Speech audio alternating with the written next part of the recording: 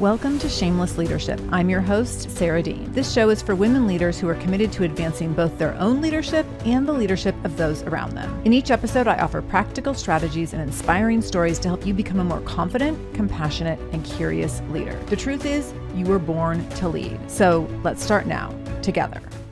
Hello, Shameless Leaders.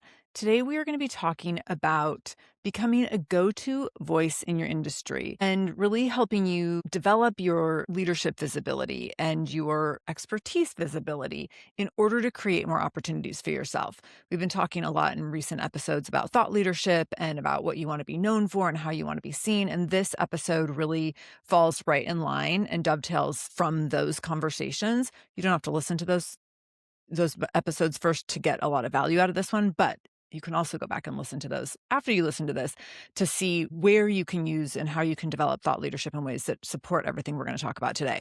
So we're going to be talking about developing your voice and leveraging your knowledge, expertise, experience in ways that help you become more visible and find more opportunities in your industry. And we're going to dispel some myths today. We're going to also be talking about strategy, and we're going to be thinking about talking through different ways where women tend to really get this wrong and some of the misnomers where we get in our own way and other people get opportunities because we have put self-imposed rules in place that hold us back and leave this playing field wide open for others to go in our place and at our expense in many cases. So this episode is going to be a little juicy in terms of challenging you in that way and challenging you to really go for what you want and make space for yourself because, spoiler alert, no one else is going to do it for you. And I'll give you some examples of how I've seen that play out over and over again today as we are talking through things. So I want to address first that when we're thinking about becoming a go-to voice in your industry and becoming an expert and becoming known for something or having credibility or authority in a certain area, that you are the person that gets to position this for yourself. This isn't about you waiting for someone else to say, oh, I've really recognized that now you're an expert. No, this happens because you step up and say, I have knowledge and expertise and experience and a unique perspective and something that needs to be said and a way to add value, maybe in ways that no one else is adding value or talking about things or doing things right now. So it's really about you carving the space out for yourself more so than waiting for others to carve it out for you. And that's one of the very first and most important ways that we get in our own way is that we think that if we have the right pieces in place or that we have a certain level of expertise or credibility that people will just come to us and create spaces for us to show up and be highly decorated, visible authority figures. And that's not how it works. It really works by you creating those spaces for yourself. So maybe you are in a position where you find yourself thinking that you want to have more influence or more impact. Maybe you want to be recognized for your expertise. Maybe you're recognizing that the people around you aren't that smart. And I say this with a decent level of respect, but also a little bit tongue in cheek, because this happens so often with women that I work with, where they start to recognize that sometimes the people leading them, and oftentimes it's in tech organizations led mostly by males, that they recognize the leaders leading them aren't any smarter than them. And yet there's this pecking order that everyone feels like they have to be subservient to. And we start to recognize, oh, wait, I have important things to say that no one else is saying. And maybe you're smarter than some of the people that are above me are saying. And how do I get recognized for those things? You might also be thinking that you want to be considered for bigger opportunities. You might want to be thinking that you are ready to be known for something. You'd like to be known for something. You might be thinking that you want to safeguard your career or future-proof your career, as we've been talking about in recent episodes. And so all of these things, especially in the age of AI, all of these things are really, really important and also opportunities for you to take note and notice where are you sitting thinking about, oh, I would love this and I would like that and maybe someday versus, no, I'm going to just go make it happen. And this, I will say, over the course of my career and my career in multiple fields at this point and being a business owner for 23 years now, is really where I have been able to create opportunity for myself by not waiting around for other people to come to me and not waiting around because things need to be done in a certain order, or I need to have a certain level of expertise or a certain, number of certifications or a certain degree to be able to be seen in a certain way or to be able to be credible or have authority in an arena at any level.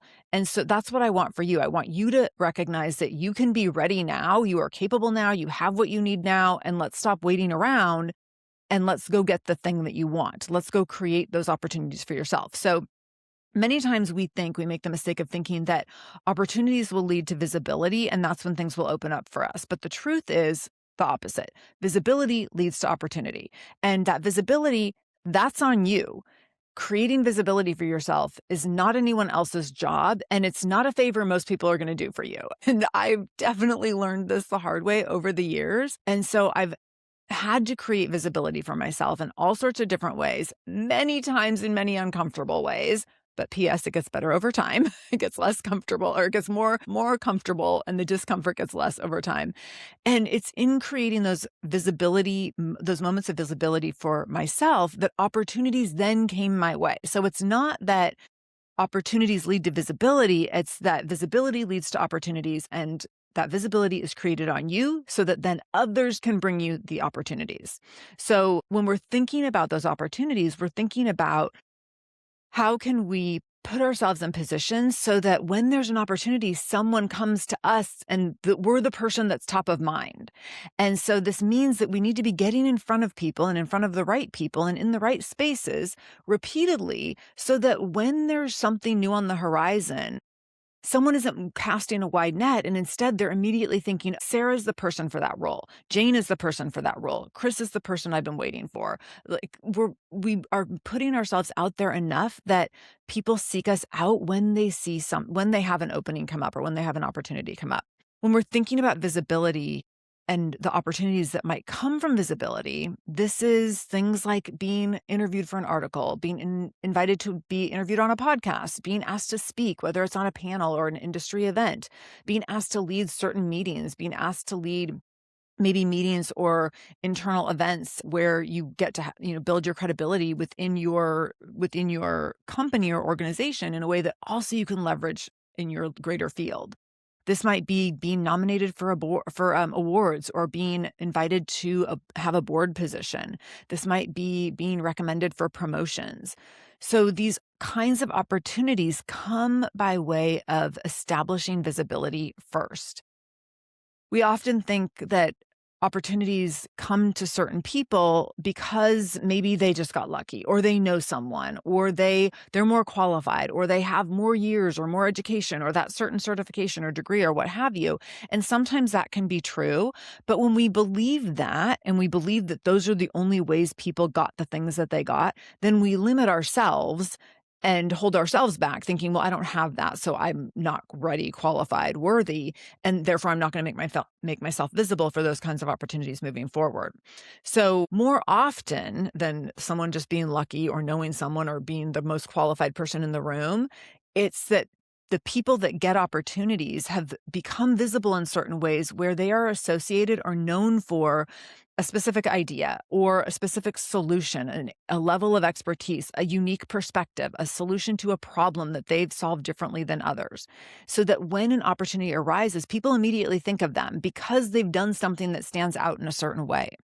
Now, this doesn't mean that you need to be extraordinarily highly visible every day of your life, but it does mean that over time you are building those visibility moments for yourself so that people see you and think of you again when opportunities present themselves or when there's space to rope you in, loop you in, and make you a part of something. As I was thinking through this episode and thinking through how can I frame this in a way that helps you see how best to help yourself and in a way that is measured and linear and a step-by-step process, I consulted with some AI, but I was like, here's the steps that I want to be able to use for this process. And how can I put this into a pyramid kind of a framework that helps us see how people rise over time in terms of building visibility to the point of being able to then attract opportunities and create opportunities for ourselves.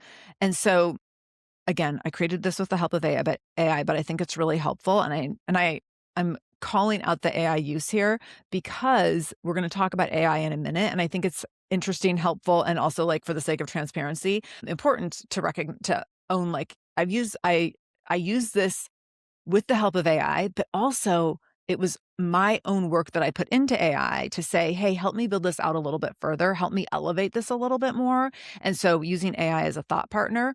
And I want to be clear when we're talking about using AI as a thought partner, which is a whole nother episode. So I'm not going to go too far into this. But when we're talking about using AI as a thought partner, what can happen is that we can have an idea and we can have these certain pieces together, but when we use AI as a thought partner, it can bring it to the next level. And now we can talk about it in a certain way that can elevate us or make us stand out from other people. And so that's what I did with this. And I think that it's helpful to acknowledge that. And also, as I was putting this together, I was like, oh, this is really interesting and, to me, rather fun in a nerdy, dorky sort of way. But I was like, oh, I could use this in a lot of different ways. So one of the ways will be here with you all today. I'm also, as many of you know, I'm leading a thought leadership workshop, free workshop. Anyone can join in a couple of weeks. If you go to sarahdean.com/future, you can sign up for my Future Proof Your Leadership in Your Work workshop. And I will definitely make sure I pop this in there as well. And we'll touch on it again, because I think it's really helpful for us to just see how we can start at one point from just what we know and what we've experienced and move through and elevate that to a place that really opens up opportunity for us. So here's what I created in this authority ascension pyramid. Basically, this is like you building authority through ascending through this pyramid. And so we're starting at a bottom level. So if you imagine a pyramid, we have a bottom level, that broad base in the bottom of a triangle. And this is where everyone gets to exist. And so in that bottom level, that first level is competence. And so in that competence level, we're looking at expertise, experience, unique point of view. Again, everyone gets to exist in this bottom level. So this is the place that we're at, the phase that we're at when we are building our expertise through years of experience, through our lived experience, through education, through learning over time. And then with all that learning and experience, we're also developing and curating our unique perspective, our unique point of view, maybe talking about things in ways that other people don't talk about them, maybe thinking through, like, these are the steps that I think are most important to solve this certain problem, or this is the framework that we use here in my team. So we're starting to recognize where we have this competence, and anyone can everyone is always building that competence. So this bottom base of this pyramid, everyone's existing there, right? Everyone has a space here. The next piece here, this is where not everyone necessarily ascends to the next level. So the next level is the clarity level. And at the clarity level of this authority ascension pyramid, this is where we're developing frameworks and thought leadership, and we are articulating it and spelling it out in a way that is really specific and unique to you. So this is where you're moving from that broad base of knowledge and expertise and experience and your unique perspective, where it's just kind of all floating around, and you're starting to put a few things together and building them out in ways that can be useful and helpful and highly valuable to others. And so maybe this is highly valuable to, anyone who works in your field. Maybe it's highly valuable to a super, super tiny niche in your field, or in a niche in the work that you do. But you have that clarity in terms of, here's the thing that I'm building that's unique and different. Here's where I'm putting together ideas and concepts and connecting dots and making connections or filling gaps and holes that maybe other people haven't been able to do or don't frequently do in my industry. So this is where you're really putting things together and adding in some of your own secret sauce, so that this is something that is unique to you, that you are now sharing to be of service and support and helpful and high value to other people. The next step of that pyramid is contributing. And so again, sometimes everyone gets to exist in that bottom competence level. Some people choose to go into that clarity step, but contributing now is like, I'm looking specifically for places to be more visible. I'm actively seeking places to share these insights and be seen sharing these insights. And so that might be on LinkedIn, on social media. This might be in team meetings. This might be in mentorship opportunities. So talking about the things that you do, the things that you talk about, the things and frameworks that you've put together in ways that can be helpful to other people. This might be in board meetings. This might be in panel discussions. It might be speaking at industry events. This might be in interviews for articles or publications. This might be writing your own interviews, or writing your own articles and publications and books even.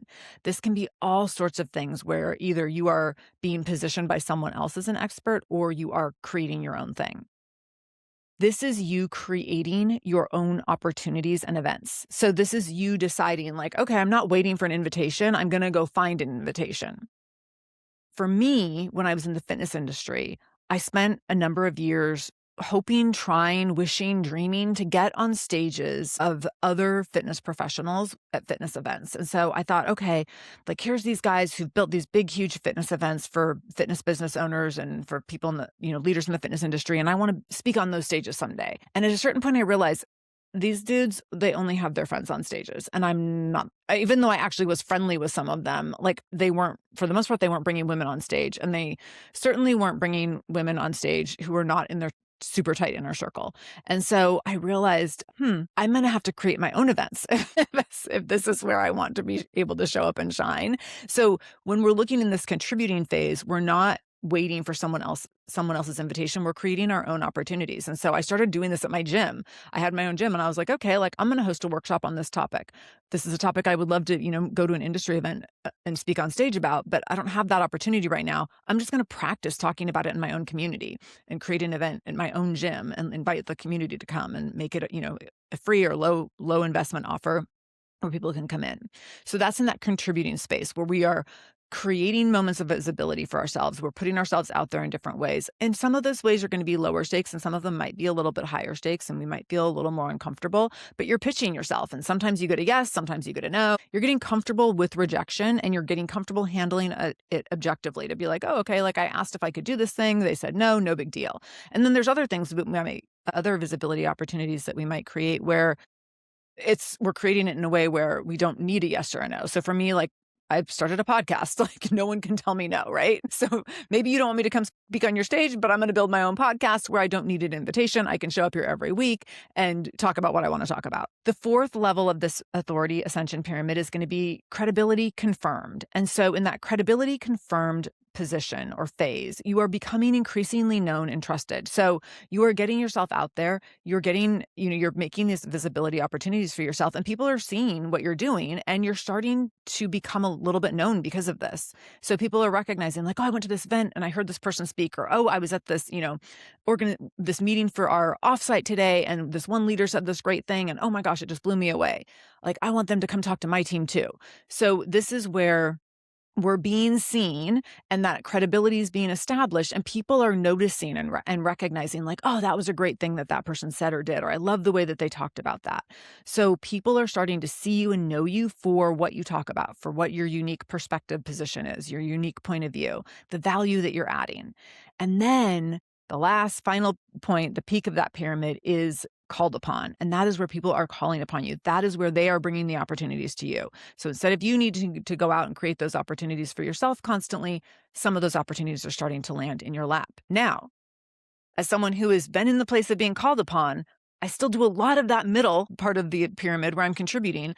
So there's always a balance of, yeah, I want to be available if someone calls upon me. And also I'm still creating a lot of visibility opportunities for myself all the time. So it's not just like you get to the top of the pyramid and then you just sit there and opportunities just come to you all the time. We're usually almost always, in fact, probably always also still participating in that contributing phase. And so we're contributing, we're continuing to build credibility. That's like a never-ending journey. And then those opportunities are coming and we're able to be at that apex. So again, not everyone's going to climb this pyramid. Not everyone wants to, not everyone needs to. It depends on your goals. But I want to argue that in an AI-driven world, the people that are climbing this pyramid are the people that are going to still be standing after we really see how this whole age of AI plays out, because these are the people that are going to be more indispensable because they're going to be known for something that can't be replaced by AI, because they're going to have a unique perspective. They're going to be great critical thinkers. They're going to be able to connect dots and engage in conversations. And so we'll dig into that a little bit more in just a minute. There's now an opportunity equation here, which looks like expertise plus visibility plus credibility equals opportunity. So when we climb that pyramid, we're putting those pieces together, expertise plus visibility plus credibility. And that gives us that opportunity. And that allows us to become one of those go-to voices in the industry. So where do women miss the mark?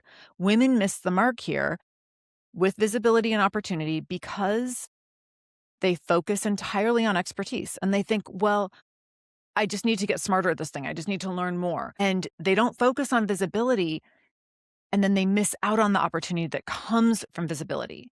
And so I see this in people that are heavily invested in academia and so smart and have multiple degrees and multiple masters and maybe multiple doctorates. And yet they haven't positioned themselves as an industry expert to get some of the opportunities that they want outside of academia, even though they are so well qualified. We see this when we have people who are really smart, but maybe they've stayed in the same role for so long and they've been so comfortable in that role or so comfortable in a particular organization or industry that they haven't challenged themselves to step into different kinds of visibility in order to create opportunity for themselves. The next way that women miss the mark is that we wait too long. We wait until someone else deems us expert enough, or we wait until we feel ready, and you'll never feel fully ready for more visibility. It will always feel awkward and uncomfortable and a little bit messy and probably a little bit scrappy. We tell ourselves, oh, I need another certification, or I need to get through this one thing, or I need to figure this thing out first. And while we're doing all of that, telling us this story about how we're not qualified enough, someone else gets the opportunity. Someone else gets to do whatever it is that we are waiting to qualify ourselves for.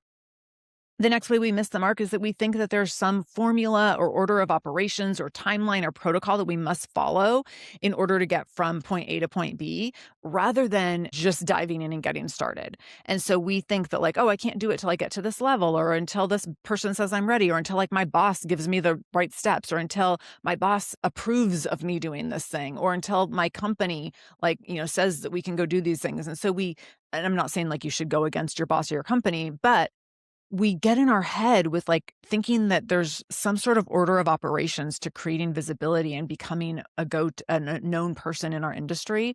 And that's not true. You get to make your own rules. And anyone who's getting the opportunities that you want have done it in some way by making their own rules and not waiting around for things to be done in a certain order. We also stay too long in someone else's system or someone else's timeline. And so again, thinking that the system works in this way or the timeline works in this way through these steps, and waiting for that to play out and letting other people dangle carrots for us, telling us that this is the way that things operate, instead of going and growing our own garden. And I've seen this with so many of my clients, especially women in middle management positions who have male bosses who keep telling them, you just need to do this, this, and this to get to the next level. And they keep doing all those things and not getting promoted to the next level.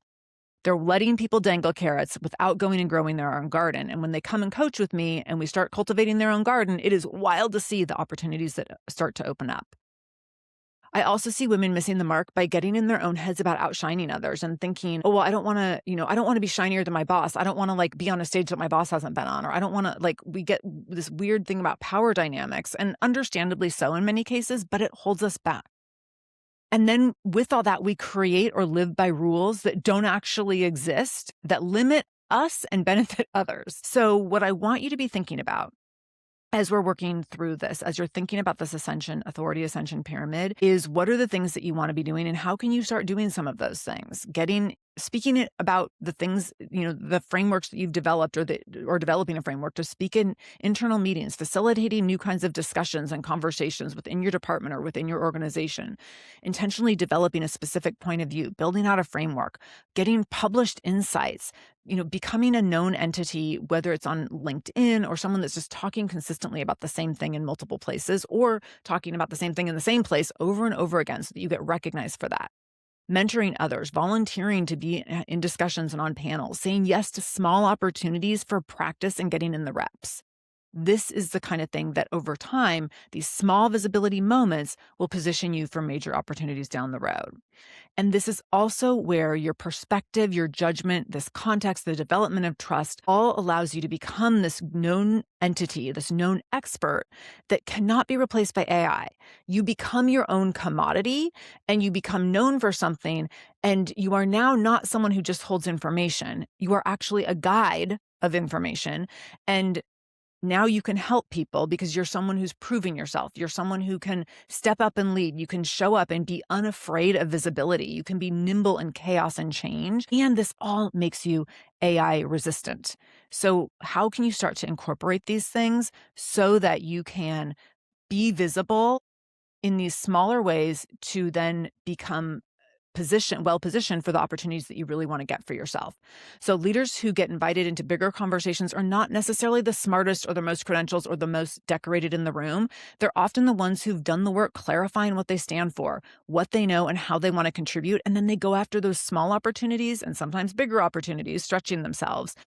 And this is all what I'm going to be talking about in my Thought Leadership Workshop coming up on June 24th. So if you're interested in joining us for that, go ahead and pop over to sarahdean.com/future, and you can join us for the how to future-proof your work and how to future-proof your leadership on June 24th at 9 a.m. Pacific, 12 p.m. Eastern. I can't wait to see you there. But regardless of whether or not you join us on the 24th, know that these are the steps that you can start taking today to be known for what you want to be known for and to be a go-to voice in your industry. Right now, you're already qualified. You don't need to wait for something more. Thank you for being here. I can't wait to be back with you next week. And until then, know that I'm in this with you always. Thank you for allowing me to spend time in your ear today. If you liked this episode, be sure to subscribe to this channel. To learn more about my speaking, training, and coaching services, visit sarahdean.com. That's SARADEAN. I would also love for you to connect with me on LinkedIn at sarahdean.com/LinkedIn or on Instagram at sarahdeanspeaks. I love hearing from my listeners. Thank you for showing up for yourself today. I see you, I hear you, and I'm holding space for you today and every single day.